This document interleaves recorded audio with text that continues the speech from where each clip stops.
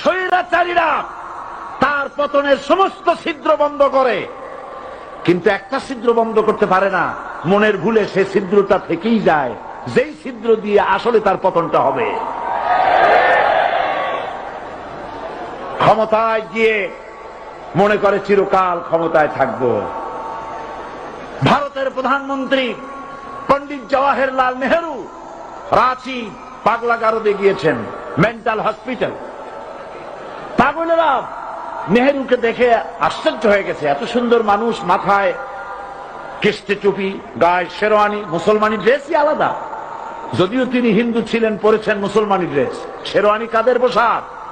কাদের পোশাক? হাতে ছড়ি নিয়ে হাঁটা, স্টাইল করে, সুন্দর পাজামা, সুন্দর টুপি, সুন্দর সাজসজ্জা করে, মুসলমানদের ড্রেস। এই ড্রেস পরে তিনি গিয়েছেন, সবসময় যে ড্রেস তিনি পরতেন। পাগলেরা জিজ্ঞেস করছে, তুমি কে গো? উনি বলছেন, আমারে চেনো নাই? আমি ভারতের প্রধানমন্ত্রী পণ্ডিত জওয়াহরলাল নেহেরু। পাগলেরা বলছে, ও সেই কথা। আমরাও যখন এই হসপিটালে আসছিলাম, এই তোমার মতো লম্বা লম্বা কথা আমরাও বলছি।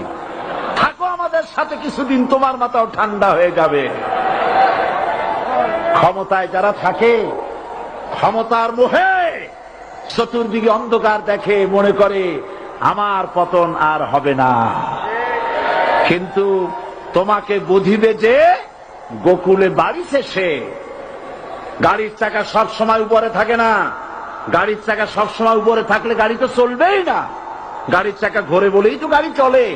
সুতরাং এই উপরে তোমার চাকা উপরে এখন আছে বলে, তোমার দলের চাকা উপরে আছে বলে যারা মানুষের উপরে জুলুম করছো, আলেমদেরকে ধরতেছো, মুসল্লিদেরকে ধরে ধরে জেলে ঢুকাচ্ছ, সময় আসবে এমন ইন্দুরের গর্ত অপমানা পালাবার জন্য